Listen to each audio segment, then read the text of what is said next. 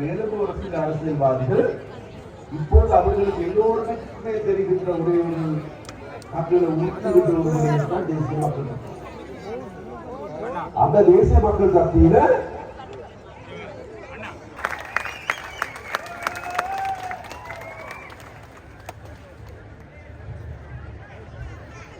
ගෞරවනීය අපේ හාමුදුරුවෝ වහන්සේගේ මවිල විතුමන්ලගෙන් කුරුකල්තුමන්ලගෙන් අවසරයි.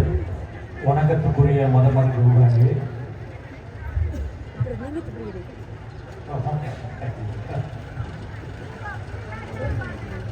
වේදිකාවේ ඉන්නවා පහුගිය පාර්ලිමේන්තු මැතිවරණයේදී මේ යාපනයේ දිස්ත්‍රික්කයෙන් ජාතික ජනබලවේගයේ සුවිශේෂී ජයග්‍රහණයක් අන් දුන්නා. එම ජයග්‍රහණය නියෝජනය කරමින් අපේ ડોක්ටර්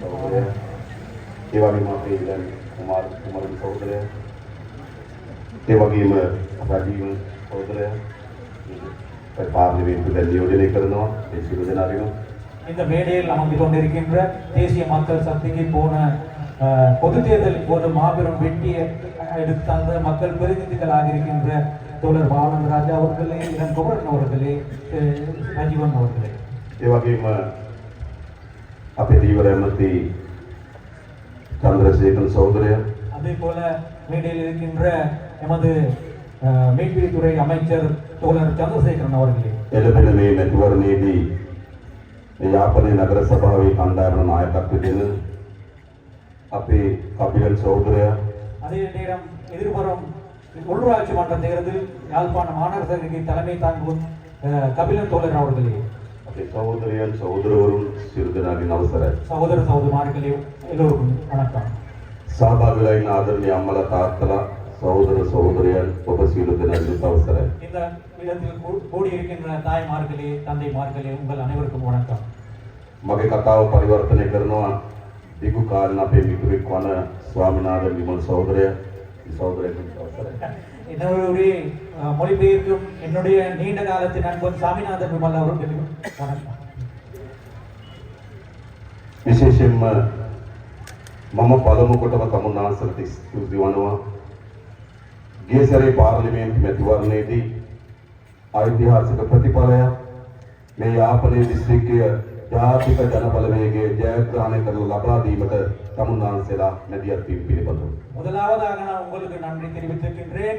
போன பொது தேர்தலின் போது தேசிய மக்கள் சக்திக்கு நீங்கள் வழங்கிய பெரும் வெற்றிக்காக. සාමාන්‍යයෙන් අපේ රටේ ඡන්ද වලින් කරපු දේ තමයි ජනතාව බෙදපු එක. பொதுவாகவே இலங்கையில தேர்தலூடாக செய்யப்பட்டது மக்களை பிரிக்கப்பட்டமைதான்.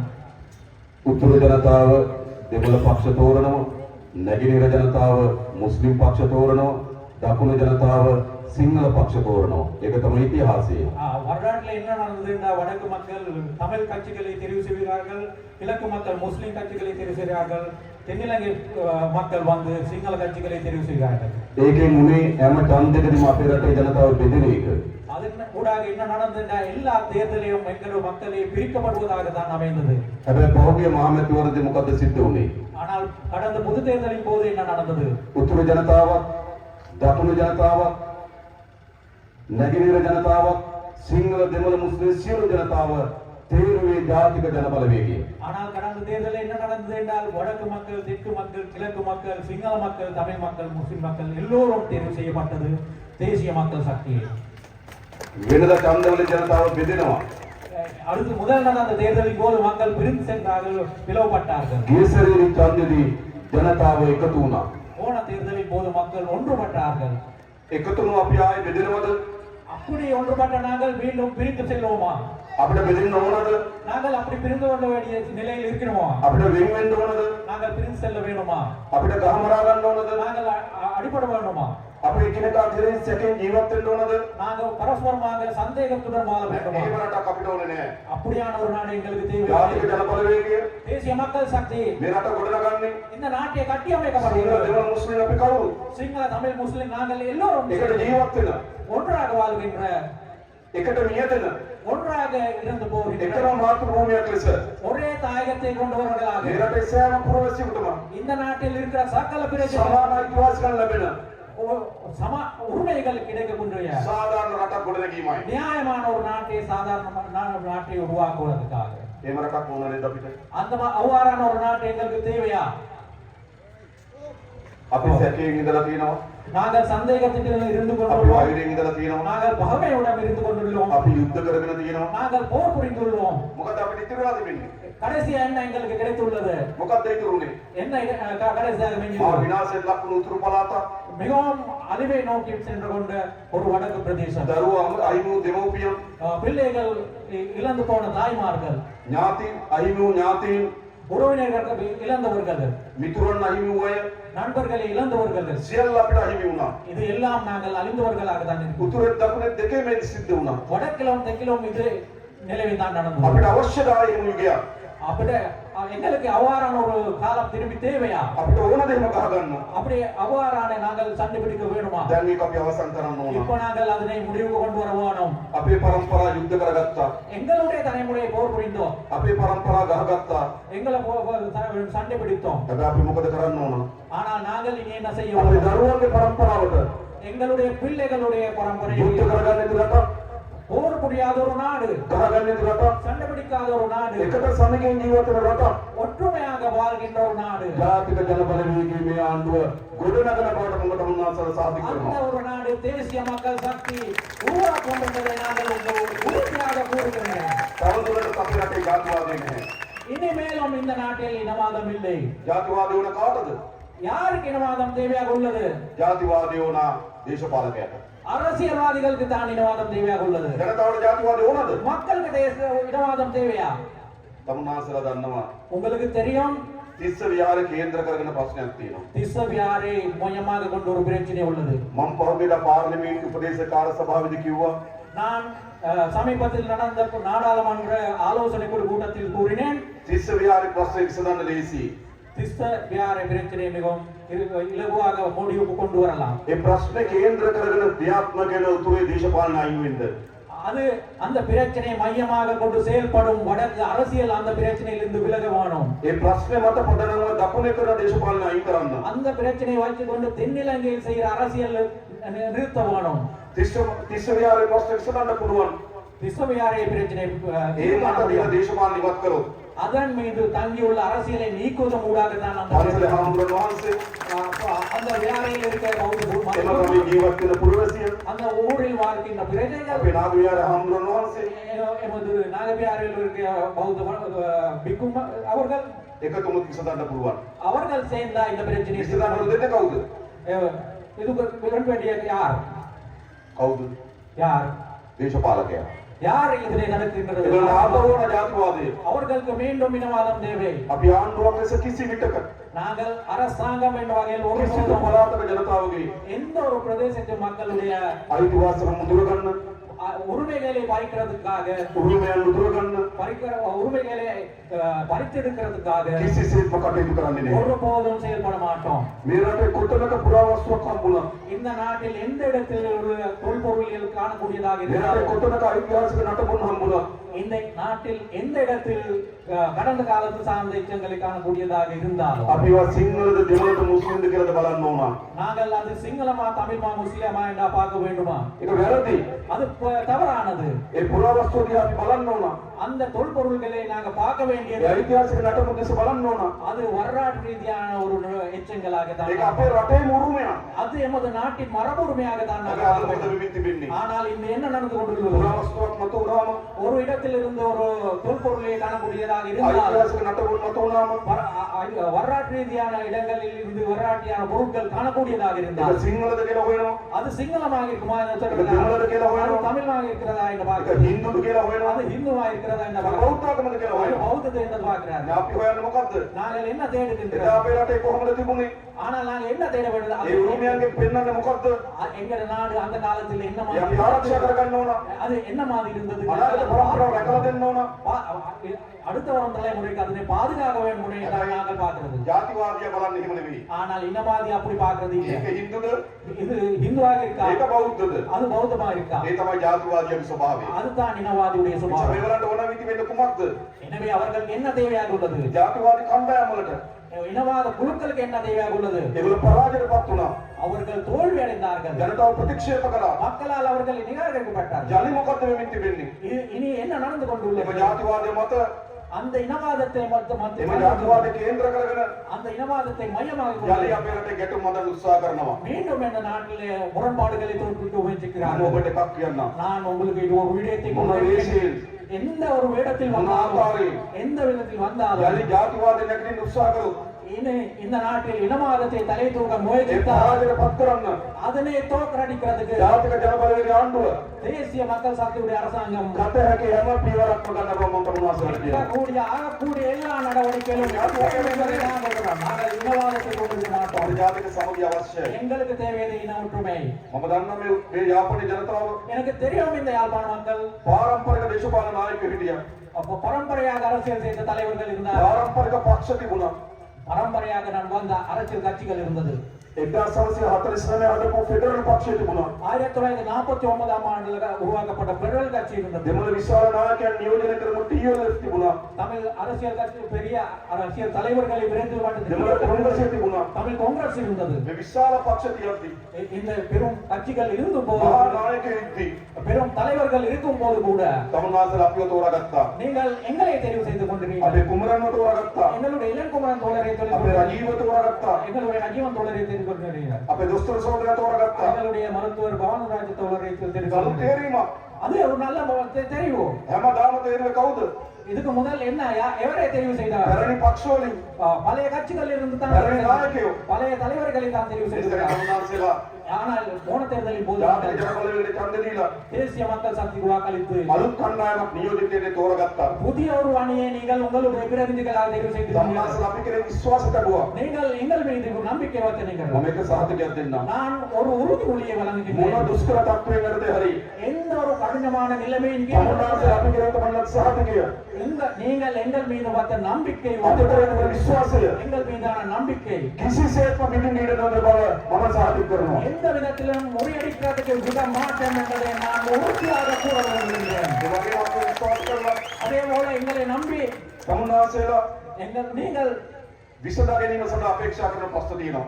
உங்கள் தீர்வு காண முயற்சிக்கின்ற பிரச்சனைகள் ඒවා எவ்வளவு? අපි විසඳනවා. நாங்கள் அந்த பிரச்சனைகள் මොන මොන විදිහේ ලේබල් දාන්න හැදුවත් எந்த வகையான முத்திரை குத்துறதுக்கு முயற்சித்தாலும் මොන මොන ආකාරයෙන් අපිට විරුද්ධතාවය දක්වන්න උත්සාහ කරා ජාතිවාදී කණ්ඩායම් இனவாத குழுக்கள் எந்தெந்த வகையில் எங்கள் மீது அப்படி எதிர்ப்புகளை காட்ட முயற்சித்தாலும் அப்படி நாங்கள் அச்சமின்றி තමුන්වහන්සේගේ අයිතිවාසිකම් உங்களுடைய உரிமைகளை ජාතික සමගිය සඳහා ගත යුතු ක්‍රියාමාර්ග தேசிய ஒற்றுமைக்காக எடுக்கக்கூடிய நடவடிக்கைகள் සියල්ල ගන්න බවට මම සාතික කරනවා. எல்லாம் எடுப்பேன் என்பதை நான் உறுதியாக கூறுகின்றேன். මම එකින් එක කියන්නම්. நான் ஒன்றொன்றாக கூற விரும்புகின்றேன். පළමු කොටම முதலாவதாக ආරක්ෂක හේතුන් මත பாதுகாப்பு காரணங்களுக்காக ජනතාවට අයිති ඉඩම් மக்களுக்குரிய காணிகள் පවරගෙන තිබෙනවා. எடுத்துக்கொண்டு வந்துள்ளது. දැන් යුද්ධයක් නැහැ. அப்போது போர் ஒன்று இல்லை. අපිට කාට හරි කියන්න පුළුවන් යුද්ධෙ තිබෙන වෙලාවේ අවස් වුණා කියලා. போர் இருந்த காலத்திலே அது நடந்தது என்று சொல்ல තවදුරටත් இனிமேலும் ආරක්ෂක හේතු වේ කියා මුවා වෙවි. ஆனால் பாதுகாப்பு காரணங்களுக்கு லேபிள் காட்டிக்கொண்டு ජනතාවගේ ඉඩම් மக்களுடைய காணிகளை ආණ්ඩුව අතේ තියාගෙන අයිතියක් නැහැ. அரசாங்கம் வச்சுக்கொள்ள இருக்கிறதுக்கு අපි உரிமை இல்லை. නිදහස් කරන්නේ හැම ඉඩමක්ම விடுவிக்கக்கூடிய எல்லா காணிகளையும் තමුන්වහන්සේලා නිදහස් කරලා දෙනවා. உங்களுக்காக நாங்கள் விடுவித்து தருகின்றோம். අපි කියන්නේ விவசாயம் செய்யறதுக்காக நாங்கள் கொடுக்கின்றோம். අපි වැඩ කරන්නේ நாங்கள் வேலை செய்யறது යුද්ධයක් එයි කියලා බලාගෙන නෙවෙයි. இன்னும் ஒரு போர் வரும் என்ற எதிர்பார்ப்பில் நாங்கள் வேலை செய்யறது අනිත් අයට වැඩ කරේ ஆனால் ஏனைய தலைவர்கள் வேலை செய்தது මේ අල්ලගත් ඉඩම් තියෙන්න ඕන. இந்த பிடிக்கப்பட்ட காணிகள் இருக்க வேணும். ආයුද්ධයක් එයි. மீண்டும் ஒரு மறுபடியும் ஒரு මේ போர் අල්ලගත් කරන හමුදා කඳුළු තියෙන්න ඕන. இந்த எடுத்துக்கொண்டிருந்த ராணுவம் மீண்டும் ஒரு போர் வரும் ඒක என்று අපි වැඩ කරන්නේ நாங்கள் வேலை செய்யறது அப்படி இல்லை. යුද්ධයක් එයි කියලා හිතාගෙන නෙවෙයි. போர் வரும் என்று நினைச்சல் යුද්ධයක නතර කරන්න තමයි ජාතික ජනබලවේගය වැඩ කරන්නේ. நாங்கள் தேசிய மக்கள் சக்தி வேலை செய்யறது போர் உருவாக்கம் இருக்கிற நிலைமையை தடுக்கிறதுக்காக. ඒකයි ආණ්ඩුවක වගකීම. அதுதான் அரசாங்கத்தின் ඒ கடமை. විතරක් නෙවෙයි. அது மட்டுமல்ல, අපි දන්නවා මේ පළාත්වල இந்த பிரதேசங்கள் எங்களுக்கு தெரியும் විශාල පාරවල් ප්‍රමාණයක් වහලා තිබුණා. பெரும் பாதைகள் மூடப்பட்டுள்ள අපි පියවරෙන් පියවර நாங்கள் படிப்படியாக ඒ පාරවල් அந்த வீதிகளை යලි විවෘත කරනවා. மீண்டும் திறந்து பட்டுக்கொள்ள உள்ளது. තමුන්නාසල් නිදහසේ කටයුතු කරන්න. உங்களால் சுதந்திரமாக செயல்படக்கூடியதாக. මේ විතරක් නෙවෙයි කොළඹත් පාරවල් වහලා තිබ්බා. அது மாத்திரமில்லை இந்த பிரதேசத்து மாத்திரமில்லை கலம்புலே பாதைகள் கூடித்தான் இருந்தது. ජනාධිපති මන්ත්‍රී ඉස්සරහා පාර වහලා තිබ්බා. ஜனாதிபதி மந்திரிக்கு முன்னால் இருந்த வீதி අරලියා මන්ත්‍රී ඉස්සරහා පාර වහලා තිබ්බා. அரளியா மந்திரி என்ற இடத்தில் உள்ள பாதையை கூடித்தான் இருந்தது. අපි ඒ පාරවල් උත්තරියා. நாங்கள் அந்த வீதிகளையும் திறந்தோம். ජනාධිපති අගමැති මන්ත්‍රී ඉස්සරහා පාරවල් අරින්න පුළුවන් නම් ஜனாதிபதி மந்திரிக்கு முன்னால் அரளியா மந்திரிக்கு முன்னால் உள்ள வீதிகளை திறக்கக்கூடியதாக இருந்தால் යාපනයේ පාරවල් වහගෙන ඉන්න අයිතියක් නැහැ. யாழ்ப்பாணத்தில் இருக்க பாதைகளை மூடிக்கொள்ள යලි යටත් අතර මේ යාපනයේ තියෙනවා. மீண்டும் இயல்பான நிலைக்கு நாங்கள் யாழ்ப்பாணத்தை கொண்டு வருகிறோம். යුද්ධ ඉතිහාසය, போர் வரலாற்றுக்குள் අමීර ඉතිහාසය, அந்த கசப்பான අපි வரலாற்று අමතක කළ යුතු ඉතිහාසය. அந்த நாங்கள் மறக்க வேண்டிய අපි නැවත නැවත එක පාරන්න. மீண்டும் மீண்டும் அதை නැවත නැවත நாங்கள் ඒකත් වැටෙන්න ඉඩ දෙන්නේ නැහැ. மீண்டும் அந்த நிலையை අපි உருவாக்க කළ යුතුයි. அது நாங்கள் செய்ய வேணும். මම දන්නවා අතුරුදහන් වූ දරුවන් පිළිබඳ ප්‍රශ්නයක් තිබෙන බව.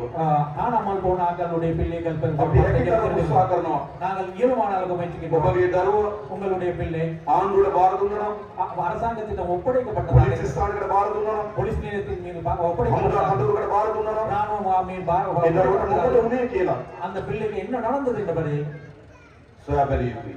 நாங்கள் தேடி பார்க்க வேணும். ඒක වගකීම් සහිත රජයක වගකීමක්. அதுதான் பொறுப்புள்ள அரசாங்கத்தின் கடமை. මම දන්නවා අතුරුදහන් වූ දෙමව්පියන්ගේ වේදනාව. பிள்ளைகள் காணாமல் போன தாய்மார்கள் தந்தைமார்களுடைய வேதனை எனக்கு සාමාන්‍ය කෙනෙක් මිය ගියපුවාම ஒரு சாதாரண ஒருவர் இறந்து போன අපි பிறகு දේහ දකිනවා. அவருடைய உடலை நாங்கள் අපි காணக்கூடியதாக අවසරමතාවත් කරනවා. அவர்களுக்காக இறுதி கிரியைகள் நாங்கள் අපි மேற்கொள்வோம். විසින් ඔසවා ගිහිලා භූමිදාන කරනවා. நாங்களே கொண்டு போயிட்டு அவருக்கான அடக்கம் අපිම සතියක් දෙකක් හඳුළු හොලනවා. நாங்களே ஒரு கிழமை 2 கிழமை அவருக்காக ටික கண்ணீர் වෙලාවක කාලයකදී අපි සුවපත් වෙනවා. கொஞ்ச காலம் போக பொழுது நாங்கள் ஆறுதல் அடைகிறோம். හැබැයි දරුවෙක් අතුරුදහන් වුණාම එහෙම නෙවෙයි. ஆனால் ஒரு பிள்ளை காணாமல் போனான் නැවත නැවත අම්මා හිතනවා ජීවත් වෙනවද? அந்த பிள்ளை வாழ்வோடு இருக்கிறாரோ என்ற ஒரே எங்க இருக்கிறாரா என்ற විශාල වේදනාවක්. அது ஒரு பெரிய வேதனை. මම දන්නවා ඒක. அது எனக்கு தெரியும். මගේ ඥාති සහෝදරයත් අතුරුදහන් වුණා. என்னுடைய சகோதரர் ஒருவரும் அவராக காணாம போனவர். අපි දන්නවා දෙමව්පියන්ගේ වේදනාව. எனவே எங்களுக்கு தாய்மார்களுடைய ඒ නිසා ඒ தந்தைமார்கள் පිළිබඳව எனவே அது தொடர்பாக වේදනාව සමනය වෙන්න அந்த வேதனை இல்லாமல் දරුවන් ගැන ඇත්ත දේ කිවිය යුතුයි. பிள்ளைகள் தொடர்பாக உண்மையை நாங்கள் ඒ சொல்லுவோம். කාගෙවත් පරිගන්න නෙවෙයි. அது எவரிடம் இருந்தும் பழிவாக කාගෙවත් පිළිට යවන්න නෙවෙයි. இவரிடம் ஒரு சிறைக்கு அனுப்புறதுக்கு අපිට இல்லை. සාමදානය සඳහා අවශ්‍යයි. எங்களுக்கு அமைதிக்காக அது தேவை. අපි ආණ්ඩුවක් ඇටේ වැඩේ කරනවා. நாங்கள் அரசாங்கம் என்ற வகையில் அது செய்கின்றோம். අපිට අවශ්‍ය සාමදානය. எங்களுக்கு அமைதி தேவை. ඉතිහාසයේ ජීවත් වෙන එකෙන් අපි මිදෙන්න ඕන. வரலாற்றில் வாழ்வது நாங்கள் மீன் வேணும். ඉතිහාසයේ වේදනාවෙන් අපි මිදෙන්න ඕන. வரலாற்றில் இருந்து வருகின்ற வேதனையில் இருந்து நாங்கள் අපි மீள මේ வேணும். ඉතිහාසයෙන් අපි ගැලවෙන්න ඕන. அந்த வரலாற்றில் இருந்து நாங்கள் மீள வேணும். අපි අලුත් පරිච්ඡේදයක් ආරම්භ කරනවා. நாங்கள் புதிய ஒரு அத்தியாயத்தை தொடங்க வேணும். අන්න ඒ වෙනුවෙන් තමයි அதுக்காகத்தான் තමුන්නාසලා ජාතික ජනබලවේගයේ ආණ්ඩු කිරීම විශ්වාසය ඇති அதுக்காகத்தான் நீங்கள் தேசிய පැරණි දේවල් பழையதே தேவையாக இருந்தால் පැරණි පක්ෂමයි තෝරන්නේ. பழைய கட்சிகளை தான் நீங்கள் தெரிவிக்க පැරණි දේ ඕන නම් பழையதை தான் පැරණி නායකයෝ තෝරන්නේ. பழைய தலைவர்களை தான் நீங்கள் අර ජනතාව අපි තීරුවේ කුමක් වෙනුවෙන්ද? ஆனால் மக்கள் ஏன் எங்களை தெரிவு செய்தார்கள்? අලුත් දේ වෙනුවෙන්. புதிதான விஜயங்கள் අපි සාධක කරනවා. நாங்கள் உறுதியாக கொண்டிருக்கிறோம். නොපියව அச்சமின்றி ඒ අලුත් දේ කරනවා. நாங்கள் அந்த புதிய விடயங்கள் மேற்கொள்வோம். කරන්න ඕන නැද්ද? செய்ய வேண்டியதாக இல்லையா? කරන්න ඕන නැද්ද? செய்ய வேண்டியதாக இல்லையா? කරන්න ඕන. අපේ රට අපි කවුරු ජීවත් වෙන රට. இது எங்களுடைய நாடு, நாங்கள் எல்லோரும் வாழ்கின்ற நாடு. அது மட்டும் இல்ல, ක්‍රමානුකූලව රටේ ජනතාවගේ ජීවිතේ නගා සිටවන්න ඕන. படிப்படியாக இந்த மக்களுடைய வாழ்க்கை தரத்தில் நாங்கள் மேம்படுத்துவோம். අපි දන්නවා පැරණි පාලකයෝ எங்களுக்கு தெரியும் பழைய ஆட்சியாளர்கள் අපේ රටේ ආර්ථික විශ්වාස ලෙස කඩාවැටුවා. எமது பொருளாதாரத்தை, நாட்டின் பொருளாதாரத்தை வீழ்ச்சியடை செய்தார்கள். තෙල් ටික ගේන්න බැරි, எண்ணெய் கொண்டு வர முடியாது, ගෙහෙන් ටික ගේන්න බැරි, மருந்துகளை கொண்டு வர முடியாது, ගෑස් ටික ගේන්න බැරි, எரிவாயு கொண்டு வர முடியாது, ණය ටික ගෙවා ගන්න බැරි රටක් හැදුවා. கடனை வீழ செலுத்த முடியாத ஒரு මේ நாடு. පාලක අපේ රට කඩාවැටුවා.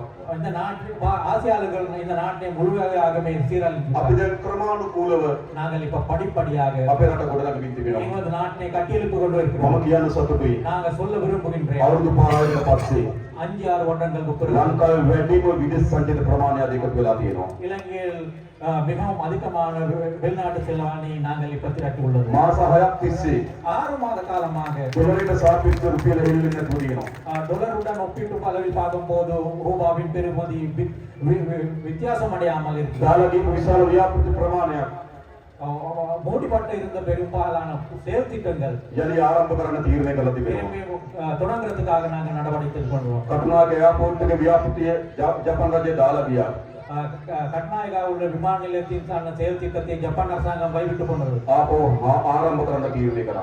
அதனை திரும்பி தொடங்குறதுக்காக தீர்மானித்தது. චීන රජයෙන් சீன அரசாங்கத்தால் ව්‍යාපෘති විශාල ප්‍රමාණයක් දාලා ගියා.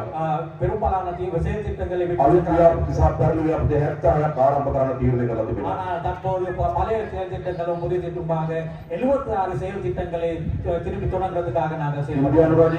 இந்த இந்திய அரசாங்கம் මහාවිද්‍යාල ඕමන්ත දක්වා மாநில ஓமந்த் வரையான රේල් පාරේ සංඥා පද්ධති සවි කරන්න. கண்டவாளத்தில் உள்ள சமிக்கை பద్ధதி முழுமை உருவாக்குறதுக்காக ණය මුදලක් දුන්නා.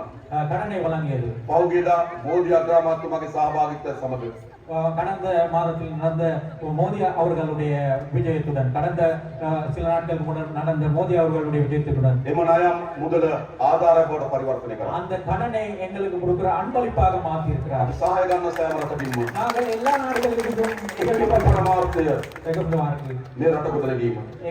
ஒரே ஒரு எதிர்பார்ப்பு இந்த එතනින් நாட்டில். නතර වුණේ නැහැ. ஆனால் அதிலிருந்து நிற்கிறதில்லை. අපි අස්වැසුම දීමනාව වැඩි කරා. நாங்கள் அஸ்வசும கொடுப்பனவே ஓடியுள்ளோம். අපි දන්නවා අස්වැසුම ලැබෙන්න ඕන සමහර පිරිසට ලැබෙන්නේ නැහැ. எங்களுக்கு தெரியும் அஸ்வசும கொடுப்பன கிடைக்க வேண்டிய சிலருக்கு இன்னும் கிடைக்கவில்லை. ජූනි මාසයේ ஜூன் மாதத்திலிருந்து අලුතින් புதிதாக ලක්ෂ 4කට අස්වැසුම දෙන්න අපි තීරණය කරලා තිබෙනවා. 4 லட்சம் மக்களுக்கு நாங்கள் புதிதாக அஸ்வசும கொடுக்கிறதுக்காக தீர்மானிக்கிறோம். ජනතාව බලා ගන්න ඕන. நாங்கள் மக்களை பாதுகாக்க போறோம். අපි ඖෂධ ගේන්න සල්ලි වෙන් කරලා දෙනවා ආණ්ඩුවෙන්. நாங்கள் அரசாங்கத்தால் மருந்துகளை கொள்வனவு செய்வதற்காக හරියට වැඩ ටික කරොත් நாங்கள் சரியாக வேலை செய்தால் ආ ඩේට් පෙත්තක් ඉගෙනගෙන නැහැ අපේ ස්පිරිතාලවල. நாங்கள் அப்படி சரியாக வேலை செய்தால் மருத்துவமனைகள் ஒரு மருந்து கூட தட்டுப்பாடு வராது. අපි හදනවා මේ රට පියවරෙන් පියවර. நாங்கள் படிப்படியாக இந்த நாட்டை ඒ கட்டியெழுப்புவோம். වගේම அதே போலதான் 30000 රාජ්‍ය සේවයට බදව ගන්න අපි බලාපොරොත්තු වෙනවා. 30,000 பேர் அரசு சேவைக்கு இணைந்து கொள்வதற்காக பார்க்கிறோம். අපේ ජනතාව ඉන්නවා දෙමළ භාෂාව කතා කරන. எமது மக்கள் தமிழ் பெருமொழி பேசுகின்ற மக்கள் இருக்கிறார்கள். හැබැයි අපේ රාජ්‍ය සේවයට ප්‍රමාණවත් නැහැ. ஆனால் அரசு சேவையில் போதிய அளவுக்கு இல்லை. නිසා බොහෝ රාජ්‍ය ආයතනවල எனவே பெரும்பாலான அரசு දෙමළ நிறுவனங்கள் භාෂාවෙන් කතා කරන අයගේ හිගියක් තියෙනවා. தமிழ் மொழி பேசுகின்றவர்களுடைய தட்டுப்பாட்டில் இருக்கின்றோம். අපි 30000 රාජ්‍ය සේවයට බදව ගන්නවා. நாங்கள் 30,000 பேர் அரசு சேவைக்கு இணைக்கப்படுகிறோம். අපි ඒකේ සැලකිය යුතු ප්‍රමාණයක් அதுல குறிப்பிட்டதாக இன்னைக்கு දෙමළ භාෂාවෙන් කතා කරන රාජ්‍ය සේවයට බදව ගන්න අපේක්ෂා කරනවා. தமிழ் மொழி பேசுகின்றவர்கள் அரசு சேவைக்கு இணைந்து கொள்வதற்கு நாங்கள் මේ எதிர்பார்க்கிறோம். අවුරුද්දේ අපි පොලිසියට 2000ක් බදව ගන්නවා. இந்த வருடத்தில் நாங்கள் 2000 பேர் போலீஸ் අපි 1000 බදව ගන්න සැලසුම් කරලා තිබෙනවා. நாங்கள் 10,000 பேர் இருக்கிறது. 2000 මේ අවුරුද්දේ බදව ගන්නවා. அதுல 2000 பேர் இந்த வருஷம் අපේ තමුන්නාන්සලගේ පොලිසියේ அது அப்போது உங்களுடைய போலீஸ்ல වැඩිපුර ඉන්නේ සිංහල භාෂාව කතා කරන අය. சிங்கள மொழி பேசுகின்றவர்கள் தான் இப்ப දෙමළ இருக்கிறார்கள். භාෂාව කතා කරන අයගේ හිගියක් තියෙනවා. தமிழ் மொழி பேசுகின்றவர்களுடைய තමුන්නාන්සලා දරුවෝ පොලිසියට බෙදෙන්න කියලා අපි ආරාධනා කරනවා. உங்களுடைய பிள்ளைகளுக்கு போலீஸ் சேவையில் இருந்து கொண்டு இருந்ததை මේ நாங்கள் බදවා ගන්න 2000යි இந்த இவ்வாறு உருவாகி கொள்வோம். 2000 பேர் අපේ 500ට වඩා වැඩි ප්‍රමාණයක් குறைஞ்சபட்சம் 500க்கும் மேற்பட்டவர்கள் දෙමළ භාෂාව කතා කරන අය බෙදෙන්න ඕන.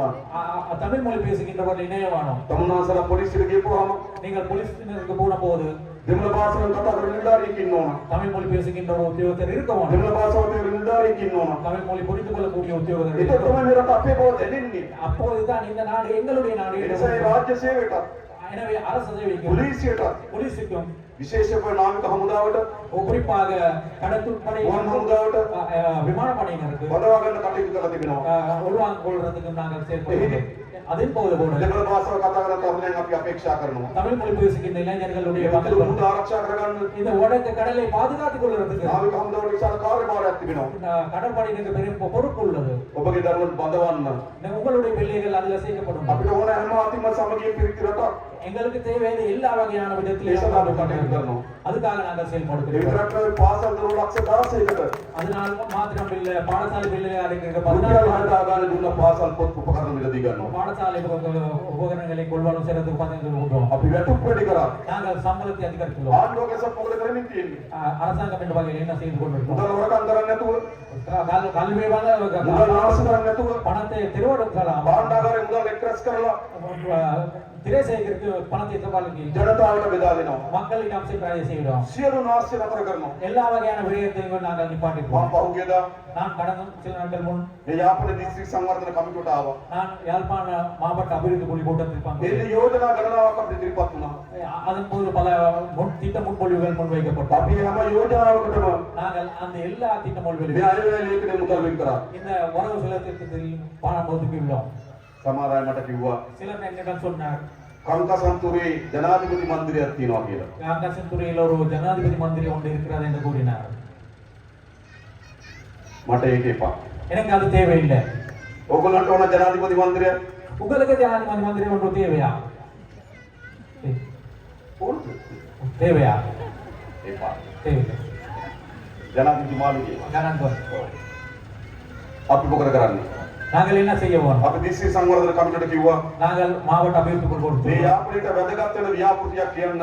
இந்த யாழ்ப்பாணத்துக்கு பிரயோசனமான ஒரு ඒ விஷயம். ව්‍යාපෘතියේ මේ ඉඩම් සහ එම බිල්දිම අපි ලබා දෙන්න ලෑස්ති. அந்த நாணயம் அந்த கட்டடத்தை அந்த செயல் திட்டத்துக்காக நாங்கள் ඔය මේ வழங்குகிறோம். ජනතාව වෙනුවෙන් වැඩ කරන්න තැන් වෙන්න ඕන. அது இந்த மக்களுக்காக வேலை செய்யறதுக்கு අපේ பயன்படுது. දරුවන්ට රස්සා හදන තැන් වෙන්න ඕන. அது எங்களுடைய பிள்ளைகளுக்கு தொழில் வாய்ப்பை ඒවා අපි வழங்குகிறோம். නිදහස් කරනවා ඒවා. நாங்கள் அதில் விடுவிக்கிறோம். ඊටසේ මාර්ග සංවර්ධන අධිකාරිය අධ්‍යක්ෂතුමා කිව්වා පාරවල් කැඩිලා කිව්වා. அதே நேரம் வீடுகளை வந்து பல்லான் நிலையில் இருக்கிறதாக வீதி அதிகார சபை අපි මේ අයවැය ලේඛනයේ நாங்கள் இந்த வரவு செலவு මේ திட்டத்தில் පළාතට இந்த பிரதேசத்துக்கு මෑත කාලේ පාරවල් හදන්න சமீப காலத்தில் வீடுகளை புனரமைப்பு செய்யறதுக்கு වෙන් කරපු වැඩිම මුදල් ප්‍රමාණය අපි වෙන් කරා. மிகவும் அதிகமான பணத்தொகை මිලියන 5000.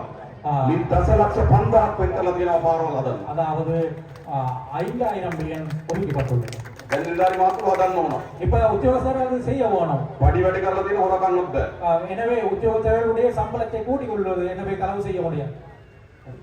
දැන් අපි වැඩ කරලා ලෑස්තිලා තියෙනවා. இப்ப வேலை செய்யறதுக்கு ඒ විතරක් නෙමෙයි මේ යාපනයේ පුස්තකාලේ அது மட்டும் இல்லை இந்த யாழ்ப்பாணம் பொதுசன் நூலகம் ඉතිහාසයේ ඉතාම வரலாற்றில் மிகவும் කොළු மிகவும் கருப்பான සිදුවීමක් මේ පුස්තකාලයත් එක්ක ගැට ගහලා இந்த තියෙනවා. நூலகத்துடன் தொடர்புடையதாக கருப்பான 83 බොහෝ දේවල් 81 බොහෝ දේවල් විනාශ වුණා. 1986 ஆண்டு பல அழிந்து போனது. ඒ පුස්තකාලයක් විනාශ කිරීම ஆனால் ஒரு நூலகத்தை அழிக்கிறது අපේ හැම කෙනාගේම හදවත් පෑරුවා. எங்களுடைய எல்லோருடைய இதயத்தை வேதனைப்படுத்த விதம். පුස්තකාලයකට ගිනි තැබීම තමයි ஒரு நூலகத்தை கொடுக்கிறது தான் ජාතිවාදයේ උච්චතම අවස්ථාව. அதுதான் இனவாதத்தின் உச்சகட்டம்.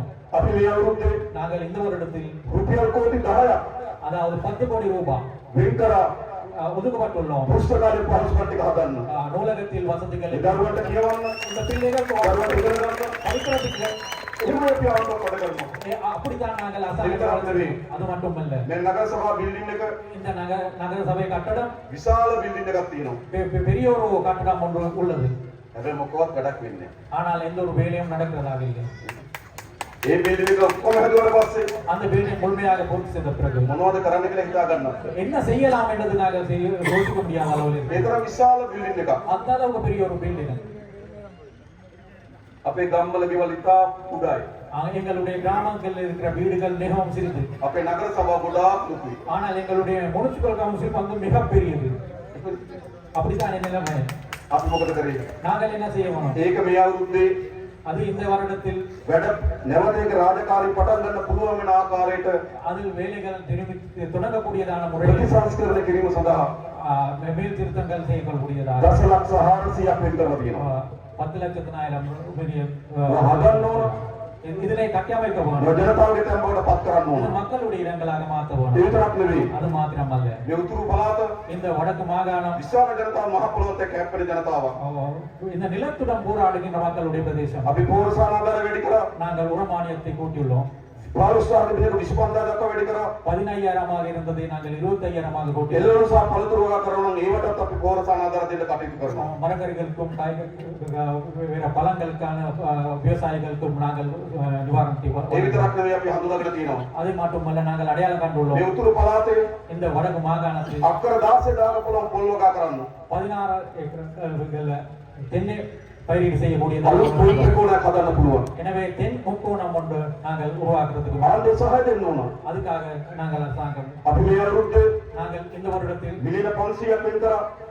500 மில்லியன் ரூபாய் මේ පොළොව වගා කරන ගොවීන්ට தென்னை பயிரிடும் செய்யும் விவசாயிகளுக்கு ආණ්ඩුවෙන් පොල් පොලට ලබා දෙනවා. அரசாங்கத்தால் தென்னை ආණ්ඩුවෙන් පොළ පොහොර දෙන්නා. அதே நேரம் உரம் வழங்குறதுக்கும் ආණ්ඩුවෙන් පොළොව වලට කපන්න බිම සකස් කරගන්න සල්ලි දෙන්නා. அதே நேரம் நிலத்தை தயாரிக்கிறதுக்காகவும் වගා කරන්න ලෑස්ති වෙන්න. நீங்கள் அதனை பயிரிடுறதுக்கு යලි நாங்கள் மறுபடியும் උතුර දකුණ නැගෙනහිර වේදකින් තොරව வடக்கு தெற்கு கிழக்கு என்ற பேதம் இல்லாமல் මේ රට ගොඩ නැගීම සඳහා වෙහෙසෙමු.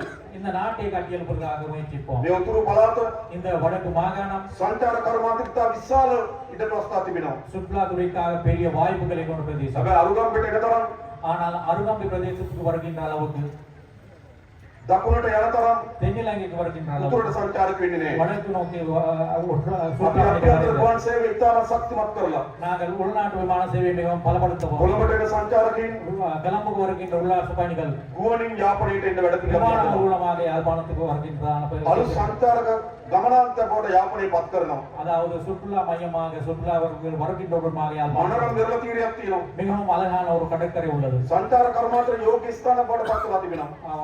சுற்றுலாத்துறைக்காக பொருத்தமான இடமாக உள்ளது. අපි අපේක්ෂා කරන ලබන අවුරුද්දේ நாங்கள் எதிர்பார்க்கின்ற அடுத்த வருடத்தில் මේ යාපනයේ නගරය இந்த யாழ்ப்பாண நகரத்தை පැරණි பழைய යාපනය නිරූපණය වන ආකාරයේ பழைய யாழ்ப்பாணத்தை சித்தரிக்கப்படுகின்றன නව සම්මත සරස්පක් සහිතව புதிய ஒரு அபிவிருத்தி திட்டத்துடன் යාපනයේ නගරය පිළිබිඹු කරන්න. யாழ்ப்பாண நகரத்தை கொண்டு வருவதற்கு යාපනයට ඇතුල් වෙනකොට පේන්න මොකද්ද? யாழ்ப்பாண நகரத்துக்கு உள்நுழையும் போது என்ன தெரியக்கூடியதாக இருக்கணும்? පීතුරු පිරුණු கண்ணாடிகளை நிறந்த ඇස්බෙස්ටෝස් වලින් වහලවල් පිරුණු බිල්ඩින්ද asbestos கூரைகள் கொண்ட கட்டடங்களா? නයිටෝඩ ඓතිහාසික උරුමයක් යාපනයේ නියෝජනය කරන්න. ஆனா அதை விட வரலாற்று ரீதியான மரபு உரிமை யாழ்ப்பாணம் கொண்டு ඔවුන්ගේ සංස්කෘතිය அவர்களுடைய பண்பாட்டு ඉතිහාසය அவர்களுடைய வரலாற்றினை පිළිබිඹෙන ආකාරයේ பிரதிபலிக்கின்ற මේ வகையில் යාපනය யாழ்ப்பாணத்தை යලි ගොඩනැංවීම සඳහා மீண்டும் மறுபடியும் உருவாக்க මේ වන විට இதுபோது නාගරික සංවර්ධන අධිකාරිය සලස්ම හදනවා. நகர சங்கவர்த்தன அதிகார சபை திட்டம் ලබන අවුරුද්දේ அடுத்த வருடத்தின் போது ඒකට අපි මුදල් වෙන් කරනවා.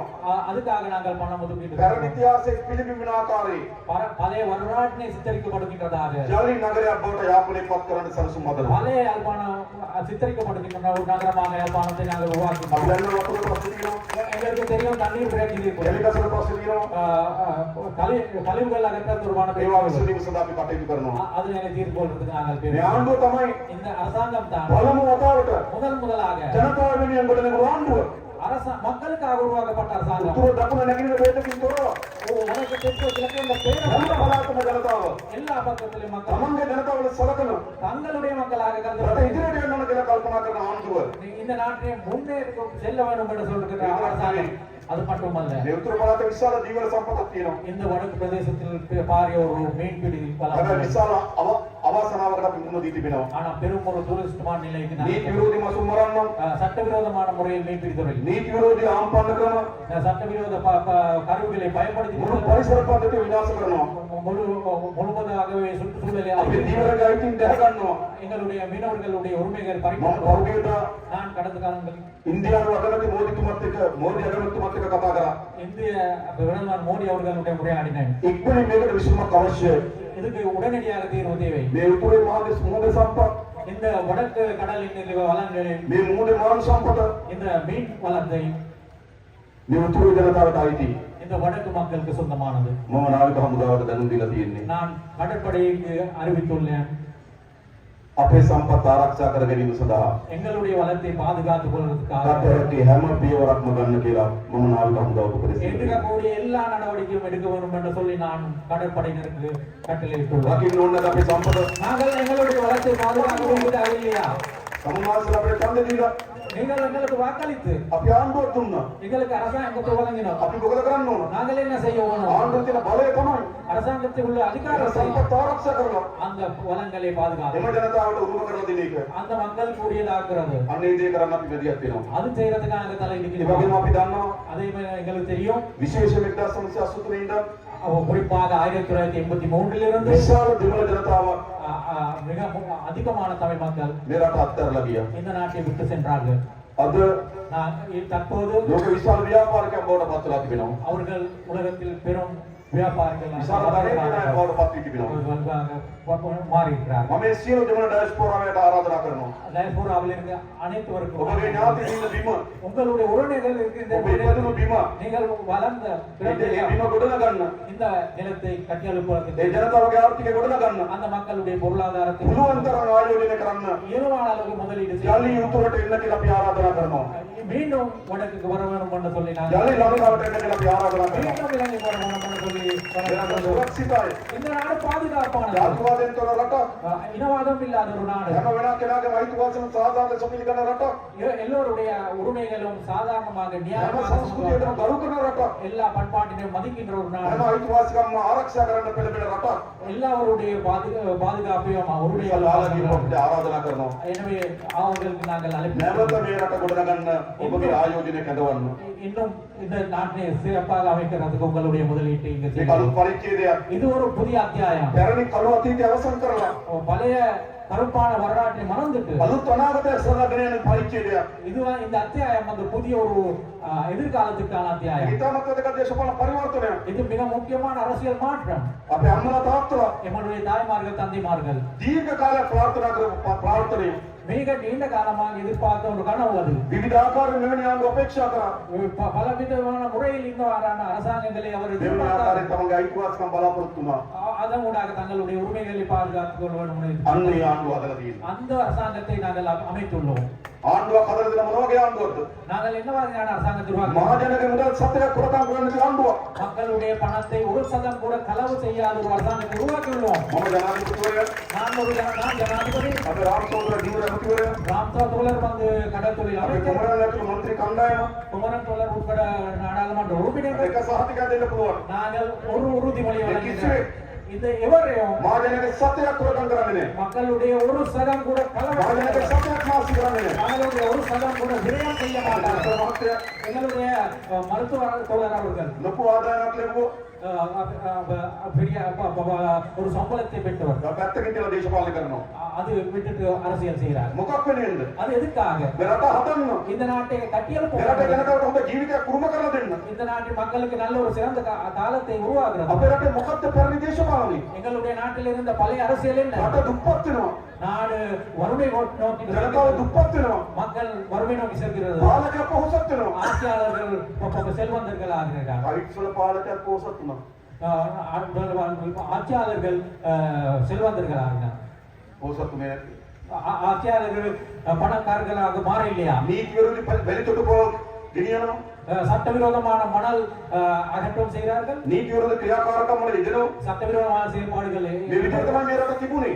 அந்த நிலையில தான் இந்த நாடு இருந்தது. බලනකොට අපි ඔක්කොම එකතු ආණ්ඩුවක් හදලා තියෙනවා. இப்ப நாங்கள் எல்லோரும் சேர்ந்து ஒரு அரசாங்கம் මහජනගේ සත්‍යයක් කොරකම් කරන්නේ නැති. மக்களுடைய ஒரு சதம் கூட களவெடுக்காத මහජනගේ සත්‍යයක් නාස්ති කරන්නේ නැති ආණ්ඩුවක්. மக்களுடைய ஒரு சதம் கூட விரயமாக்காத ஒரு அரசாங்கம். ඒ විතරක් නෙවෙයි. அது மாத்திரமல்ல, නීතිය කාටත් සමානයි. சட்டம் எல்லோருக்கும் பொதுவானது. දෙමළ සිංහල මුස්ලිම් කියලා වෙනම නීතියක් කොට නැහැ.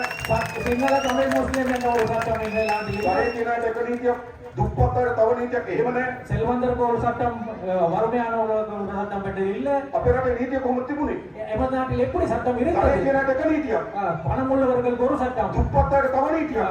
வறுமை உள்ளவர்களுக்கு வேற ஒரு சட்டம். ඒ යුගයේ අවසන්. அந்த காலம் முடிந்து விட்டது. දැන් තමුන්සලා බලන්න. நீங்கள் இப்ப பாருங்கள், පෞගේ දවස්වල கடந்த சில நாட்கள்ல ලියාපදිංචි නොකළ වාහන විශාල ප්‍රමාණයක් අහු වෙනවා. பதிவு செய்யப்படாத வாகனங்கள் நிறைய பிடிபட்டு கொண்டுள்ளது. සාමාන්‍ය ගමේ කෙනෙක් உதாரணமாக எடுத்துக்கொண்ட ஒரு கிராமம் අංගතාඩුවක් නැතුව බයිසිකලයක් පාරට දාන්නේ. ஒரு நம்பர் பிளேட் இல்லாத ஒரு மோட்டார் சைக்கிள் ரோட்டுக்கு கொண்டு போனாலும், හැබැයි ඇමතිවරු ஆனால் அமைச்சர்கள் என்ன ලොකු பண்ணாங்க? වාහන පාරට දානවා ලියාපදිංචි කරන්නේ නැතුව. ஆனால் அமைச்சர்கள் என்ன செய்திருக்கிறார்கள் என்றால், பதிவு செய்யப்படாத பெரிய ஒரு வாகனங்கள் ரோட்ல போய் கொண்டு, ඒගොල්ලන්ට නීතිය නැහැ. அவர்களுக்கு சட்டம் இல்லை.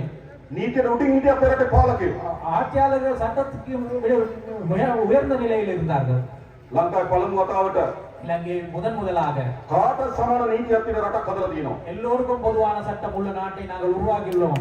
දැක්කනේ පහුගිය දවස්වල நீங்க கடந்த காலங்களில் வாழ்ந்துருக்கோம். පොලිස්පති පොලිසියට බය හැංගිලා හිටියා. அதாவது போலீஸ் மா அதிபர் போலீஸுக்கு பயந்து பதுங்கி இருந்தார். පොලිස්පති දැන්ගෙන් දෙනවා කියන්නේ அதாவது போலீஸ் மா அதிபரே பதுங்கி இருக்க வேண்டிய நிலைமை නීතිය இருப்பாங்க. කාට සමානයි. சட்டம் எல்லோருக்கும் பொதுவானது என்றுதான். නීතියේ භාගයට නීති නැහැ. அதாவது அறவாசிக்கு சட்டம் හැම பொது. කෙනාටම නීතිය එක සමානයි. எல்லோருக்கும் சட்டம் பொது. මොන දෙමරට அவ்வாறு நாடு தேவையா? අර අපිට උතුරුමන පළාතේ எங்கள் இதுக்கு பக்கத்தில் இருக்க வட மத்திய மாகாணம் මායමතුරේ හිරේ ගියා. முதலமைச்சர் சிலைக்கு போனார். ආණ්ඩුවට කරපු පාඩුව ලක්ෂ 26යි. அரசாங்கத்துக்கு மேற்கொள்ளப்பட்ட நஷ்டம் வந்து 26 லட்சம். හිරේට අවුරුදු 16යි. சிறை தண்டனை 16 வருடங்கள். හොඳ නරකද? அது நல்லதா கூடாதா? මේ වෙලාවේ இந்த நேரத்தில் මායමතුර දෙන්නේ රිමාන්ඩ්. இந்த நேரத்தில் முன்னாள் முதலமைச்சர்கள் இருவர் තව ඇමතිවරයෙක් රිමාන්ඩ්. ஒரு அமைச்சர் சிறையில், තව ඇමතිවරයෙක් හැංගිලා. இன்னொரு அமைச்சர் ஒதுக்கியுள்ள இருக்கிறார். රටේ නීතිය කාට සමානයි. நாட்டின் சட்டம் எல்லோருக்கும் பொது. ඕන නැත්නම් මරට அவ்வாறான ஒரு நாடு தேவையில்லையா? රටක් අවශ්‍යයි. அப்படியான ஒரு நாடு தேவை. හිටපු ජනාධිපතිවරයන්ගේ முன்னாள் ஜனாதிபதி அவர்களுடைய පුත්තු දෙන්නෙකුට 2 புத்திரமார்கள் දැන් වෙනකොට නඩු 3ක් දාලා තියෙනවා. இப்போது 3 வழக்குகள் தாக்கல் செய்யப்பட்டுள்ளது. නඩු අහන්න අධිකරණේ. வழக்கு விசாரிக்கிறது நீதிமன்றம். අධිකරණේ ප්‍රශ්නේ බේරයි. அது நீதிமன்றத்தால் මෙරට தீர்க்கப்படுகிறது. නීතිකරව රටක් කරන්න ඕන. இந்த நாடு சட்டத்தை மதிக்கின்ற நாடாக மாற்ற போகணும். අපරාධ කරලා සැඟවිලා ඉන්න බෑ. குற்றங்கள் செய்து தப்பி இருக்க முடியாது. හොරකම් කරලා සැඟවිලා ඉන්න බෑ. களவு கொடுத்து தப்பித்து கொண்டு இருக்க ඒ முடியாது. කාලේ ඉතිහාසය. அது வரலாற்றுக்கு முடிந்துவிட்டது. හැබැයි දැන් එහෙම නෙවෙයි. ஆனால் தற்போது அப்படி முடியாது. දැන් මොන ධනවතා වුණා இப்ப எந்த செல்வந்தராக මොන இருந்தாலும், බලවතා වුණා எந்த செல்வாக்குள்ளவர நபராக இருந்தாலும், නීතිය කැඩුවොත් சட்டத்தை மீறுவதாக නීතිය இருந்தால் ක්‍රියාත්මක කරනවා. சட்டத்தை அமலாக்கப்படும். හොඳ නැද්ද? அது கொடுவாங்க. ඉස්සරහම තිබ්බද? முந்தி அப்படி இருந்ததா? දැන් ඉස්සර බලවත්වයට නීතිය නෑ. முந்தி செல்வந்தர்களுக்கு சட்டம் இருக்கவில்லை. දුප්පත්වයට විතරයි. ஏழைகளுக்கு மட்டும் தான் சட்டம். සියල්ල වෙනස් කරලා තියෙනවා. நாங்கள் எல்லாத்தையும் අලුත් மாற்றுகிறோம். රටක් මේක. இது புதிய ஒரு நாடு. අලුත් පරිච්ඡේදයක් අපි ආරම්භ කරලා තියෙනවා. நாங்கள் ஒரு புதிய அத்தியாயத்தை தான் தொடங்கியுள்ளோம். ජනාධිපති ධූරය අපේ අතේ තිබෙනවා. ஜனாதிபதி பதவி எங்களிடம் உள்ளது. කැබිනට් මණ්ඩලය අපේ අතේ තියෙනවා. அமைச்சரவை எங்களிடம் உள்ளது. පාර්ලිමේන්තු මහා ආණ්ඩුව අපේ අතේ තියෙනවා. நாடாளுமன்றம் எங்களிடம் உள்ளது. හැබැයි උඩ ගන්න යෝජනා ටික ஆனால் තමයි ක්‍රියාත්මක වෙන්න ඕන. ஆனால் மேல் மட்டத்தில் இருக்கிற தீர்மானங்கள் கிராமத்தில் நடைமுறைப்படுத்த வேணும். ඒකට මේ ප්‍රාදේශ සභා නගර සභා වැදගත්. அதுக்காக இந்த பிரதேச சபைகள் நகர சபைகள் මේ முக்கியமானது. යාපනයේ දිස්ත්‍රික්කයේ இந்த யாழ்ப்பாணம் மாவட்டத்தை எடுத்துக்கொள்வோம். නගර සභාව ඇතුළු ප්‍රාදේශ සභා 17ක් තිබෙනවා. நகர சபை உட்பட்டதாக பிரதேச சபை உட்பட்டதாக සමහර ප්‍රාදේශ සභා ඉතාමත් දුප්පත්. சில பிரதேச சபைகள் மிகவும் வறுமை நிலையில் ලොකු உள்ளது. ආදායම් නැහැ. பெரிய வருமானம் கிடைக்கிறதில்ல. හැබැයි ප්‍රාදේශ සභාව දුප්පත්. ஆனால் பிரதேச சபை வறுமையில் உள்ளது. ජනතාවට කරන්න වැඩ ගොඩක් තියෙනවා. மக்களுக்கு ஆற்றிய வேண்டிய பணி පොඩි පාරවල් ටික හදන්න ඕන. சின்ன சிறிய வீதிகளை திருத்த வேணும். කානු පද්ධතිය හදන්න ඕන. வாய்க்கால்களை சீரமைக்க வேணும். වැසිකිලි පද්ධතිය හදන්න ඕන. பலசல கூட வசதிகளை வளர்க்க දරුවන්ට පෙර පාසල් ලබා දෙන්න ඕන. பிள்ளைகளுக்கு முன்பள்ளிகளை அமைக்க வேணும். සෝහන් පිටිය හදා ගන්න ඕන. மயானங்களை அமைக்க வேணும். මේ වගේ වැඩ ගොඩක් තියෙනවා ප්‍රාදේශ සභාවට. பிரதேச சபைகள் நிவாரணம் பல வேலைகள் உள்ளது. ඊළඟ වැඩ කරන්න සල්ලි මදි. இந்த வேலைகள் செய்யறதுக்காக பணம் මොකද போதாது. කරන්න ඕන? நாங்கள் என்ன செய்ய வேணும்? මධ්‍ය වර්ගයේ සල්ලි වන්න ඕන. மத்திய அரசாங்கத்தில் இருந்து பணம் அனுப்ப வேணும். දැන් මම කලින් කිව්වේ நான் இங்க மூன்று சொன்னேன். උඩා පාරවල් හදන්න කෝටි 500ක් මේ අවුරුද්ද වෙන් කරා. அதாவது சிறிய வீதிகளை அபிவிருத்தி செய்யறதுக்காக 500 கோடி ரூபாய் நாங்கள் இந்த මේ வருஷம் පාරවල්යි ප්‍රාදේශ සභාවට. அந்த பாதைகள் பாதை මේ சபைகள் පාරවල්යි නගර සභාවට. அந்த பாதைகள் நகர சபைகள் கீழ் தான் உள்ளது. දැන් අපි මේ ජුනි මාසෙ நாங்கள் இந்த ஜூன் மாதத்தில் ඊළඟ අයවැයේකට යෝජනා ගන්නවා. அடுத்த வரவு செலுத்தத்துக்காக முன்னோடிகள் எடுக்கின்றோம். ඊළඟ අයවැයේකට නොවැම්බර් මාසෙ ඉදිරිපත් කරනවා. அடுத்த நவம்பர் மாதத்தில் அடுத்த வரவு අන්නේ செலுத்த අයවැයේකදී அந்த வரவு செலுத்தத்தில் මොනවද කරන්න ඕන කියලා. என்ன செய்ய வேணும் என்றது මේ නගර සභාව இந்த நகர சபை මේ ප්‍රාදේශ සභාව இந்த பாதை சபைகள் යෝජනා ටික හදලා அந்த முன்மொழிவுகளை தயாரித்து දිස්ත්‍රික් සම්වර්ධන කමිටුව අනුමැතිය අරගෙන மாவட்ட அபிவிருத்தி கழகங்களுடைய அனுமதி කොළඹට වන්න. கிளம்புக்கு அனுப்பணும். සල්ලි වෙන් කරන්න. நாங்கள் பணம் සල්ලි තියෙනවා. பணம் இருக்கிறது. ඉස්සර ආණ්ඩුවට සල්ලි නේ. முந்தின அரசாங்கங்களுக்கு பணம் இருக்கவில்லை. අපේ ආණ්ඩුවට සල්ලි තියෙනවා. எங்களுக்கு பணம் உள்ளது. දැන් තියෙන වැඩේ මොකක්ද? இப்ப என்ன செய்ய වැඩ வேண்டும்? කරන්න ඕන. வேலை செய்ய வேணும். මම විශේෂයෙන්ම நான் குறிப்பாக මාර්ග සංවර්ධන අමාත්‍යන්තර මේ පළාතේ අපේක්ෂා කරනවා நான் குறிப்பாக வீதி அபிவிருத்தி சபை இந்த මේ වෙන් කරපු කෝටි 500 இந்த ஒதுக்கப்பட்ட 500 கோடி ரூபாய் අනිවාර්යයෙන්ම මේ අවුරුද්ද විදක් කරලා கட்டாயமாகவே இந்த வருடத்தில் මේ පළාතේ පාරවල් ටික හදන්න ඕන. இந்த வீதிகளை புனரமைப்பு செய்ய வேணும். බැරි වුණොත් செய்யாமல் இருந்தால் දෙසැම්බර් මාසේ 31 වෙනිදා டிசம்பர் மாதம் 30ஆம் தேதி දේශාලි ඔක්කොම මහාන්දුවට එනවා. அது திரும்பி மத்திய அரசாங்கத்தை நோக்கி ඒක செல்லும். දැන් ඕන වැඩ කරන්න. எனவே இப்ப வேலை செய்ய வேணும். සල්ලි එවන්නම්. பணம் அனுப்புகின்றேன். මේ ජුනි මාසේ இந்த ஜூன் மாதத்துல ලබන අවුරුද්ද වැඩවලට යෝජනා ටික ගන්නවා. அடுத்த வருஷம் செய்ய வேண்டியதுக்காக முன்மொழிவுகள் அனுப்ப வேணும். නොවැම්බර් මාසේ ආයවැලේ ඉදිරිපත් කරනවා. அது நாங்கள் நவம்பர் மாதத்தில் வர අන්න ඒකට வரும். යාපනයේ නගර සභාවේ அப்ப இந்த யாழ்ப்பாண நகர சபை ප්‍රාදේශ සභාවේ යෝජනා ටික එන්න ඕන. பிரதேச சபையில் இருந்து යෝජනාවට ගෙනකොට அந்த முன்மொழிவுகளை வழங்கும் போது අපි බලනවා නගර සභාවේ ප්‍රාදේශ සභාවේ ඉන්නේ කවුද කියලා. நாங்கள் பார்க்கின்றோம் முனிசிபல் கவுன்சிலும் பிரதேச சபையில் இருக்கிறவர்கள் யார் என்பது. ජාතික ජනබලවේගය ඉන්නේ නම් தேசிய மக்கள் சக்தி தான் இருக்கிறதாக இருந்தால் ඇස් පියාගෙන සල්ලි ටික වෙන් කරනවා. நாங்கள் கண்ணை மூடிக்கொண்டு பணத்தை ஒதுக்கின்றோம். ඉවරකම් කරන්නේ කොදන්නවා. ஏன் எங்களுக்கு தெரியும் இவர்கள் கள்ளர்கள் இல்லையா?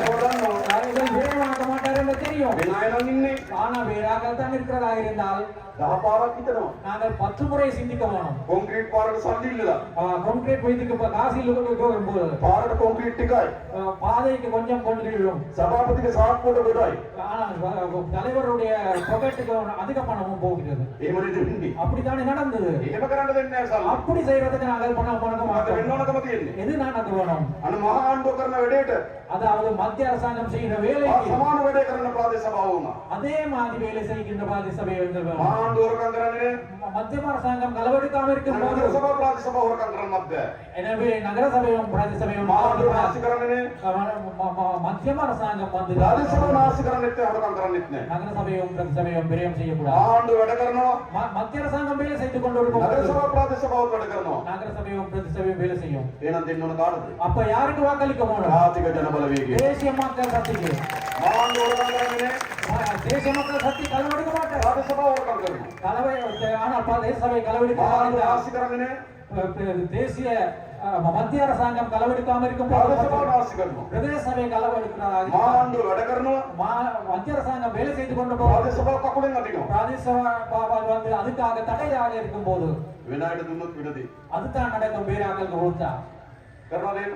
நீங்கள் அப்படி செய்றீங்களா? අපේ සහෝදර කියන්නේ அதுதான் நீங்கள் சொல்ல போனோம். 17ම 17 சபைகளும் මොන සහෝදර? 14 17ම දිනනවා. நாங்கள் 17 போயிடுறோம்.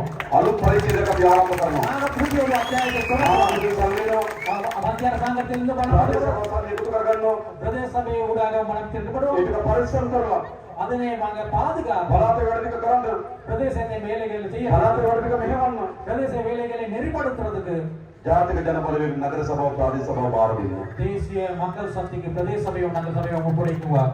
මම හිතන්නේ நான் நினைக்கின்றேன் අපිට දෙන්නේ නැත්නම් මේ රටේ බලය எங்களுக்கு இந்த ஆட்சி கொடுக்காமல் இருந்தால் කාටද දෙන්නේ? நீங்கள் யாருக்கு கொடுக்குறீங்க? නමක් කියන්නේ ஒரு கட்சிகள் சொல்லுங்க. පක්ෂයක් කියන්නේ ஒரு கட்சி ஒரு பேர் சொல்லுங்க. දැන් ඔක්කොම අවසන්. இது எல்லாம் முடிந்தது. මේ රටේ අනාගතේ තියෙන්නේ இந்த நாட்டில் எதிர்காலம் ජාතික உள்ளது. ජනබලවේගය මත. தேசிய மக்கள் சக்தி மீது නැවත මම இன்னும் විශේෂ விரும்புவது විශ්වවිද්‍යාලයෙන් වුණ තමුන්වන්සලට மறுபடியும் நான் உங்களுக்கு நன்றி தெரிவித்துக் கொள்கிறேன். අපි දකුණේ සිංහල ජනතාවත් එක්ක நாங்கள் தென்னிலங்கை சிங்கள மக்களுடன் දීර්ඝ කාලයක් දේශපාලනය කරා. நீண்ட காலமாக அரசியல் செய்து வந்தோம். අපි මහන්සි වුණා. நாங்கள் முயற்சித்துள்ளோம். ගෙවල් වලට ගියා. வீடு வீடாக சென்றோம். ගම්වල රැස්වීම් තිබ්බා. ஊர்களில் கூட்டம் வைத்தோம். විශාල වෙනසක් දරුවා. நாங்கள் மிகவும் கடுமையான முயற்சி எடுத்தோம். හැබැයි මේ උතුරේ ஆனால் நாங்கள் வடக்கில் අපි ඒ තරම් මහන්සි වෙන්නේ නැහැ. அவ்வளவு நாங்கள் கஷ்டப்படவில்லை. අපි දකුණේ යන තරම් ගම්වලට ගියේ නැහැ. நாங்கள் தெற்கில் போகின்ற அளவு கிராமங்களுக்கு අපි போகவில்லை. දකුණේ යන තරම් තමුන්වන්සලා හම්බුනේ නැහැ. நாங்கள் தெற்கில் அளவுக்கு உங்களை சந்திக்கவில்லை. අපි ඒ ප්‍රශ්න තරම් මේ ප්‍රශ්න ගැන අවධානය යොමු කරේ නැහැ. அந்த பிரதேசத்து மக்களுடைய பிரச்சனைகள் அளவுக்கு இந்த பிரதேச அவர்களுக்கு மக்கள் என்ன? நான் நேர்மையாக சொல்கிறேன். දකුණේ ප්‍රශ්නයක් වුණොත් தென்னிலங்கையில் ஏதாவது ஒரு අපි பிரச்சனை පක්ෂයක් එක ඒ කාලේ ගොඩාක් කෑ ගහනවා. நாங்கள் ஒரு கட்சி என்ற வகையில் அந்த காலத்தில் வடக்கில பிரச்சனை போது ඒක අපිට පමා වෙලා ඉන්නේ. அது எங்களுக்கு தாமதமாகி தான் ඒ ඔක්කොම තිබියදී அப்படியான ஒரு நிலைமையில் கூட තමුන්වන්සලා අපි විශ්වාස කරා. அந்த நிலைமையில கூட நீங்கள் எங்களை நம்பினோம். ඒක විශේෂ විශ්වාසයක්. அது ஒரு குறிப்பான ஒரு நம்பிக்கை. අපි දැඩිව විශ්වාස කරනවා. நாங்கள் குறிப்பாக நம்பிக்கை මේ வைத்து අල්ලගත්තු අත நீங்கள் பிடித்த இந்த கையை ආපහු අත්හරින්න නැති බව. நாங்கள் ஒருபோதும் நீங்கள் கைவிட மாட்டோம் என்று අත්හරින්න நம்புகிறேன். බෑ. நீங்கள் கைவிட போறீங்களா? අපි අත්තරනේ මේ දෑත நாங்கள் இந்த எடுத்த கையை දැන් கையில் போடுவோம். තවත් ශක්තිමත් කරගන්න. நாங்கள் மேலும் மேலும் பழுபடுவோம். අපි දෑත් එකට බැඳගමු. நாங்கள் இரு கைகளையும் ஒன்றாக අපි சேர்ப்போம். දන්නවා ඔබට අසාධාරණ සිදුවී තිබෙන බව. உங்களுக்கு ஒரு அநியாயம் நடந்தது අපි உங்களுக்கு தெரியும். දන්නවා ඔබට ප්‍රශ්න තිබෙන බව. உங்களுக்கு பிரச்சனை இருக்கிறது என்று අපි எங்களுக்கு தெரியும். දන්නවා ඔබට අනන්‍ය ප්‍රශ්න තිබෙන බව. உங்களுக்கு உரிய பிரச்சனைகள் இருக்கும் என்றது எங்களுக்கு தெரியும். අපි ඔක්කොම පියවරෙන් පියවර විසඳන්නා. அந்த பிரச்சனைகள் நாங்கள் படிப்படியாக අපි தீர்ப்போம். එකම සහෝදරත්වයෙන් ජීවත් වෙන රටක් හදමු. நாங்கள் எல்லோரும் சகோதரத்துடன் வாழ்கின்ற ஒரு நாட்டை අපි உருவாக்குவோம். විශේෂයෙන්ම එළඹෙන ඔක්තෝබර් මාසයේ குறிப்பாக நாங்கள் எதிர்வரும் அக்டோபர் විශාල மாதம் උත්සවයක් ලෑස්ති කරනවා. பெரும் ஒரு விழாவை நாங்கள் අපේ கொண்டாடுவோம். රටේ තියෙන බෙදුණු උත්සව இந்த நாட்டுல பிரிந்து போன விழாக்கள் தான் අපි ඔක්කොම காணப்படுகிறது. එකතු වෙලා උත්සවයක් සමරන්න ඕන. நாங்கள் எல்லோரும் சேர்ந்து ஒரு விழாவை கொண்டாட வேணும். ආරම්භයේදී ඔක්තෝබර් මාසයේ කොළඹ அது தொடக்கத்தில் அக்டோபர் மாதத்தில் வந்து கிளம்பில் ඊළඟ අවුරුද්දේ බොහෝ දුරට යාපනයේ அடுத்த வருடம் சில நேரம் பெரும்பாலும் මේ ජාතික උත්සවය පවත්වනවා. இந்த தேசிய விழாவை நாங்கள் ඔක්කොම கொண்டாடுவோம். දරු තරුණ පරම්පරාව ගිහිල්ලා நாங்கள் எல்லோரும் தரும் இளைஞர்கள் சென்று අපේ ආහාර ටික පෙන්නමු. நாங்கள் எங்களுடைய உணவு பழக்கங்களை අපේ අඳුම් විලාසිතා පෙන්නමු. எங்களுடைய ஆடை ஆபரணங்களை අපේ සංගීතය පෙන්නමු. எங்களுடைய இசையை අපේ ගීතය පෙන්නමු. எங்களுடைய பாடல்களை අපේ නාට්‍ය පෙන්නමු. எங்களுடைய நாடகங்களை අපි අපි කෙනාගේ සංස්කෘතිය පෙන්නමු. நாங்கள் எங்களுடைய கலாச்சாரத்தை අපි එකට காட்டுவோம். එක වේදිකාවට නැගලා நாங்கள் ஒரே வேளையில இருந்து මේ සියල්ල රඟ දක්වන இந்த எல்லாத்தையும் அரங்கேற்றப்படும் එක වේදිකාවක් හදමු. ஒரு வேலையை அமைப்போம். බෙදෙන යුගයේ අවසන් කරන වේදිකාවක් හදමு. அதாவது பிரிந்து போன காலகட்டத்தை முடிவுக்கு கொண்டு வந்த ஒரு විශේෂයෙන්ම வேலையை அமைப்போம். ඇමතුමා குறிப்பாக எங்களுடைய தோழர் උත්සාහ කරනවා முயற்சிக்கிறார். යාපනයේ யாழ்ப்பாணத்துல ජාත්‍යන්තර ක්‍රිකට් ක්‍රීඩාංගණයක් හදන්න. யாழ்ப்பாணத்துல ஒரு சர்வதேச கிரிக்கெட் திடலை அமைக்கிறது. මේ අතරේ சமீபத்தில் ක්‍රිකට් ආட்டයට සම්බන්ධ ප්‍රධාන පිළිවෙලක් මාව හම්බුණා. கிரிக்கெட் நிறுவனத்துடன் தொடர்புடைய ஒரு விளையாட்டு வீரர் என்னை சந்தித்தார். ඒකම පහුගියදා මේ දවස්වල මේ ආවා. அவர் கடந்த சில நாட்கள் முன் யாழ்ப்பாணத்துக்கு வந்தார். සනත් ජයසූරිය. சனத் ஜெயசூரிய அவர்கள். මගෙන් අහුව ජනාධිපතිතුමා මොනවද වෙන්න ඕන කියලා. ஜனாதிபதி அவர்களை என்ன செய்ய வேண்டும் என்று அவர் கேட்கிறார். මම එකක් කිව්වා. நான் ஒன்று சொல்றேன். අපි කොහොම හරි நாங்கள் எப்படியாவது යාපනයේ ජාත්‍යන්තර ක්‍රිකට් පිටියක් හදලා யாழ்ப்பாணத்துல ජාත්‍යන්තර ක්‍රිකට් මැච් එකක් ගහන්න ඕන. சர்வதேச விளையாட்டுகளை අපේ அமைத்து මුලවලට පහකට எங்களுடைய 5 வருட காலத்தில் ඒ ක්‍රිකට් කණ්ඩායමේ அந்த கிரிக்கெட் அணியில் இருந்து සිංහල දෙමළ මුස්ලිම් අය සෙල්ලම් කරන්න ඕන. சிங்கள தமிழ் முஸ்லிம் அவர்கள் விளையாட்டு வீரர்கள் விளையாட வேணும். අපි එකට එකතු වෙන්න ඕන நாங்கள் හැමෝටම. ஒன்றாக சேர வேண்டும். ඒක තමයි රට හදන්නේ. அதுதான் நாட்டை கட்டியெழுப்பப்படுவது. අපිට දියුණු වෙන්න පුළුවන්. நாங்கள் வளர்ச்சி அடைய முடியும். ඒකට දියුණු වෙන්න කිසි බාධාවක් නැහැ. இந்த நாட்டு வளர்ச்சி எந்த ஒரு தடையும் කාල இல்லை. පහපලවක් තියෙනවා. மிகவும் செழிப்பான ஒரு நிலம் අපිට உள்ளது. අවකාශ තියෙනවා. நல்ல காலநிலையில் உள்ளது. මිනික් සම්පත තියෙනවා. மாணிக்கங்கள் உள்ளது. මිනිරන් සම්පත තියෙනවා. போன்ற සුලම්බලේ විදුලිය හදන්න පුළුවන්. கனிஜ நிலை இருக்கிற සූර්යාලෝකයේ විදුලිය හදන්න පුළුවන්. அதாவது மின்சாரத்தின் මහා மூலம் උදක් உள்ளது. තියෙනවා. கடல் வளம் உள்ளது. ඇයි අපි දුක් විඳින්නේ? நாங்கள் ஏன் கஷ்டப்படுவோம்? අපි පාලකයන්ගේ වැරද්ද. ஆட்சியாளர்களுடைய பிள்ளை අපි දේශපාලකයන්ගේ වැරද්ද. எங்களுடைய අපි அரசியல்வாதிகளுடைய තවදුරටත් දුක් විඳින ජාතියක් විය යුතු නෑ. இன்னும் நாங்களும் இன்னும் අපි கஷ்டப்பட்டு මේ රට හදන්න ඕන. நாங்கள் இந்த நாட்டை අපි கட்டியெழுப்போம். ආයෝජන මණ්ඩලයත් එක්ක සාකච්ඡා කරලා நாங்கள் முதலீட்டு சபையுடன் கலந்துரையாடி විශේෂ කර්මාන්ත කලාප 3ක් හදන්න අපේක්ෂා කරනවා යාපනයේ. சிறப்பாக கைத்தொழில் பேட்டைகள் மாவட்டங்களாக 3 வடக்குல කාංගසන්තුරේ மான்குளம் காங்கேசந்துறை මාන්කුලේ කාංගසන්තුරේ තව එකක් තියෙනවා. பரந்தன் පරන්තල් பரந்தன் අපි කර්මාන්ත පුර 3ක් හදනවා. கைத்தொழில் பிரதேசங்களை අපි 3 ආයෝජන ගේනවා. நாங்கள் அதுக்காக முதலீட்டு කර්මාන්තශාලා හදනවා. தொழிற்சாலைகள் දරුවට அமைக்கிறோம். රස්ස ඇති කරනවා. பிள்ளைகளுக்காக தொழில் பார்க்கிறோம். රටේ ජාතික නිෂ්පාදනය වැඩි කරනවා. நாட்டின் தேசிய உற்பத்தி මේ උතුර තිබුණා. இந்த வடக்கில் இருந்தது විශාල කර්මාන්තශාලා තිබුණා. பெரும் පරන්තල් රසායන කර්මාන්තශාලා තිබුණා. பரந்தன் ரசாயன කාංගසන්තුරේ සීනි කම්මල තිබුණා. சிமெண்ட் தொழிற்சாலை இருந்தது. ජාල කට්ටිය වල තිබුණා. சாவகத்தில் இருந்தது. අලිමංගල ලුණු තිබුණා. ஆணையர்ல உப்பளம் இருந்தது. මොකද ඔක්කොම විනාශ වෙලා තියෙන්නේ. அது எல்லாம் அழிந்து இருந்தது. යලි මේ රට හදනවා. நாங்கள் இந்த நாட்டை மீண்டும் நாங்கள் அதெல்லாம் செய்கின்றோம். අපි බෙදෙන්නේ නැතුව, நாங்கள் பிரிந்து போகாமல், අපි ජාතිවාදයට ගොදුරු වෙන්නේ නැතුව, நாங்கள் இனவாதத்துக்கு இரையாமல், අපි සමගියෙන් සහෝදරත්වයෙන් ඉන්න රටක් හදමු. நாங்கள் ஒற்றுமையாகவும் சகோதரத்துவமாக இருக்கும் ஒரு நாட்டை உருவாக்குவோம். අදත් නාග විහාරයේ පන්සලට இன்னும் நாங்கள் வேற ஏதோ பௌதாலயத்துக்கு දෙමළ ජනතාව එනවා. தமிழ் மக்கள் வருகிறார்கள். දානේ ලබා දෙනවා. தானம் வழங்குகிறார்கள். අපි සහෝදරයන් එක්ක ජීවත් වෙනවා. நாங்கள் சகோதரர்களாக வாழ்கிறார்கள். හැබැයි අපේ සහෝදරකම නරකතාවද? ஆனால் எங்களுடைய இந்த சகோதரத்துவம் பகைமையாக உள்ளது. අපි වෙනසක් කරන්න ඕන කාටද? எங்களை பகைத்துக் கொள்ள வேண்டியது අපි தேவையாக බෙදන්න ඕන කාටද? எங்களை பிரிக்க வேண்டியதாக இருக்கிறவர் யார்? ජනතාවට නෙවෙයි. மக்களுக்கு அந்த தேவையில்லை. දේශපාලකයාට. அரசியல்வாதிகளுக்கு தான் அது මේ உள்ளது. දේශපාලකයා තමයි இந்த அரசியல்வாதி தான் මේ ජාතිවාදී හිටියේ. இந்த இடவாதத்துடன் இருந்தது. මට මතකයි මම පොඩි කාලේ எனக்கு ஞாபகம் என்ன, நான் இந்த சிறியோர் අපේ பாடல் දුම්රිය ස්ථානේ අපේ දුම්රිය ස්ථානේ ස්ථානාධිපතිතුමා දෙමළ. எங்களுடைய ஊர்ல புகையிரத நிலைய பொறுப்பு அதிகாரியாக இருந்தவர் தான். මගේ ඉස්පිරිතාලේ දොස්තර මහත්තයා දෙමළ. என்னுடைய ஊர்ல இருந்த மருத்துவமனையில் අපි අපට වැඩ කරේ මිලින්දොර දෙපාර්තමේන්තුවේ. என்னுடைய தந்தை வந்து நில அளவை திணைக்களத்தில் வேலை මිලින්දොර செய்தார். මහත්තයා දෙමළ. அதுல இந்த நிலவியலாளர் தமிழ் ஒருவர். අපි හොඳට හිටියා. நாங்கள் ஒற்றுமையாக இருந்தோம். ප්‍රශ්න තිබුණේ නෑ. எங்களுக்கு இடையில பிரச்சனை හැබැයි இருக்கவில்லை. දේශපාලක මේ ප්‍රශ්නේ හැදුවා. ஆனால் அரசியல்வாதிகள் இந்த பிரச்சனைகள் යන්නේ යුගයේ අවසන්. ஆனால் அந்த காலம் முடிந்து අලුත් விட்டது. පරිච්ඡේදයක්. இது ஒரு புதிய அத்தியாயம், අලුත් රටක්. புதிய ஒரு நாடு, අලුත් යුගයක්. இது ஒரு புதிய காலம். අලුත් යුගයක් නෙවෙන්නේ කොහොමද? இது புதிய காலமாக இல்லாமல் දකුණේ இருக்கிறது. මුදුන මට தென்னிலங்கையில் பிறந்த எனக்கு, සිංහල භාෂාවෙන් කතා කරන මට சிங்கள மொழியில் பேசுகின்ற எனக்கு, ඔබ දහස් ගණන් එකතු වෙලා நீங்கள் ஆயிரக்கணக்கானவர் සවන් දෙමින් ඉන්නවා. நீங்க கேட்டுக்கொண்டிருக்கிறார்கள். අපේ සහෝදරත්වය නෙවෙයිද?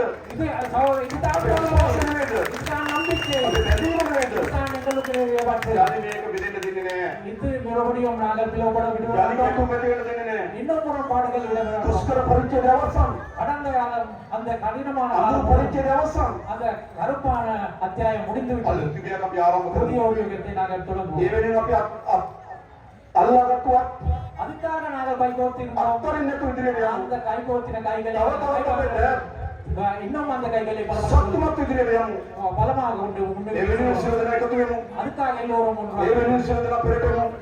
அதுக்காக எல்லோரும் ඒ முன்னுக்கு වෙනුවෙන් අපි එක්සත් ඉදිරියට යමු කියලා ආරාධනා කරමි. அதுக்காக நாங்கள் ஒற்றுமையாக முன்னேறி செல்வோம். මම නතර වෙනවා. நான் என்னுடைய முடிவு ජය වේවා කියලා සියලු දෙනා ප්‍රාර්ථනා කරනවා. நன்றியை வெற்றியை வணக்கம்.